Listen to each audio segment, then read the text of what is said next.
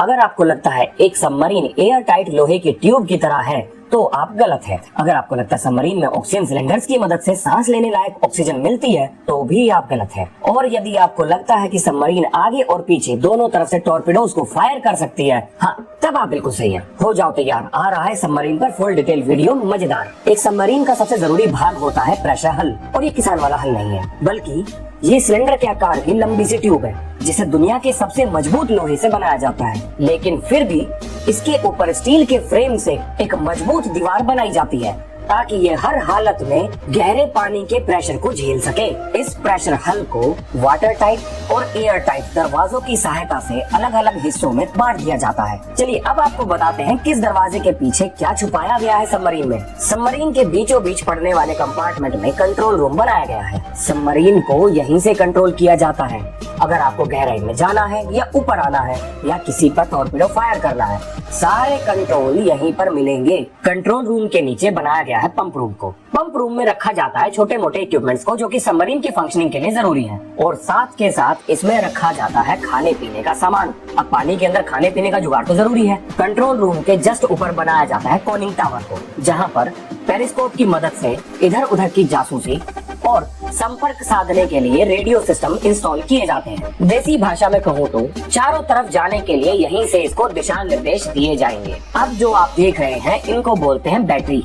पानी के अंदर बैटरी की मदद से ही सबमरीन को चलाया जाता है। फॉरवर्ड बैटरी के ऊपर की कंपार्टमेंट में ऑफिसर्स के लिए रहने खाने पीने की सभी सुख सुविधाओं के लिए क्वार्टर्स बनाए जाते हैं, और पीछे वाली बैटरी के ऊपर के कंपार्टमेंट में सबमरीन में काम करने वाले बाकी क्रू मेंबर्स के लिए क्वार्टर बनाए जाते हैं। और अब जो आप देख रहे हो ये है बहुत जरूरी हिस्सा, यही है सोनार रूम। सोनार रूम मतलब साउंड नेविगेशन एंड रेंजिंग। अब इसका क्या मतलब हुआ, देखिए, जैसे जमीन पर आती हुई मिसाइलों को डिटेक्ट करने के लिए रेडार का इस्तेमाल किया जाता है, उसी तरह से पानी में अपनी ओर आते हुए खतरों को भांपने के लिए सोनार का इस्तेमाल किया जाता है। आसान शब्दों में कहें तो ये सबमरीन के कानों की तरह काम करेगा। इस कंपार्टमेंट के पीछे बनाया गया है इंजन रूम को, जिसके अंदर सबमरीन का मेन वर्किंग इंजन और जनरेटर को फिट किया गया है। ठीक इंजन रूम के पीछे मैन्यूवरिंग रूम को बनाया गया है। अब ये मैन्यूवरिंग क्या है, देखिए, मैन्यूवरिंग रूम में सारे के सारे इलेक्ट्रिकल कंपोनेंट एक जगह फिट किए जाते हैं ताकि इंजन को अपने हिसाब से कंट्रोल किया जा सके। मैन्यूवरिंग रूम के ठीक नीचे बड़े बड़े मोटर लगाए गए हैं जो इंजन से प्रोपेलर की रफ्तार को कंट्रोल करते हैं, और ये सभी इलेक्ट्रिकल कंपोनेंट अपने नीचे लगे मोटर्स को कंट्रोल करने में मदद करते हैं। यही वो मोटर्स हैं जिनकी सहायता से अगर कभी सबमरीन को लेकर भागना पड़े तो यहाँ से पूरी पावर देकर उन्हें आसानी से भगाया जा सकता है। अब बात करते हैं हथियारों की। सबमरीन के आगे और पीछे 2 टॉर्पीडो रूम बनाए जाते हैं, लेकिन ध्यान रखिएगा, आगे 6 टॉर्पीडो ट्यूब्स और पीछे जगह की कमी के कारण 4 टॉर्पीडो ट्यूब्स बनाई गई हैं, जो किसी भी खतरे की स्थिति में आगे और पीछे दोनों तरफ से फायर किए जा सकते हैं। और इस तरह से प्रेशर हल को अलग अलग कंपार्टमेंट में डिवाइड किया जाता है। चलिए अब बात करते हैं सबमरीन को ऊपर और नीचे कैसे भेजा जाता है। सबमरीन के हल के चारों तरफ ब्लास्ट टैंक को बनाया जाता है। इन्हीं की मदद से होती है सबमरीन ऊपर और नीचे। चलिए अब दिखाता हूँ ये कैसे काम करते हैं। ये है एक सबमरीन का क्रॉस सेक्शन, मतलब अगर सबमरीन को सामने की तरफ से काट के देखा जाए तो वो ऐसी दिखाई देगी। ये जो बीच में आप गोल गोल देख रहे हैं यही है हमारा प्रेशर हल।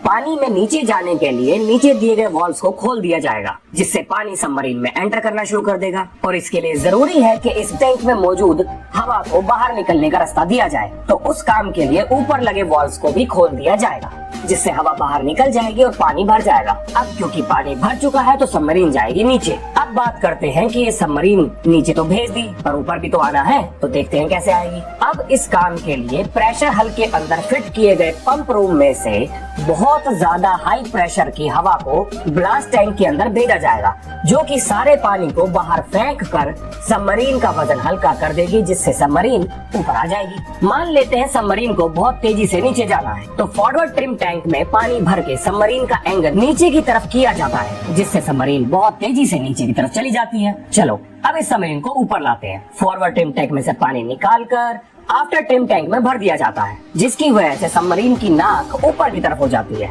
और वो ऊपर की तरफ मूव करने लगती है। चलिए अब बताता हूँ कि सबमरीन के जनरेटर को चलाने के लिए तेल कहाँ पर भरा जाता है। तेल से भरे हुए बड़े बड़े टैंक्स को भी सबमरीन के हल के चारों तरफ बनाया जाता है। अब आपको दिखाते हैं प्रोपेलर रूम कैसा दिखता है। एक प्रोपेलर रूम में 4 डीजल इंजन को फिट किया जाता है और इनका इस्तेमाल सिर्फ 2 ही स्थिति में किया जाता है, या तो आपकी सबमरीन पानी के ऊपर हो या फिर वो कर रही हो स्नॉर्कलिंग। समझ नहीं आया ना? कैसे आएगा? दिखाने की चीज बताई जाएगी तो समझ में कहाँ से आएगा।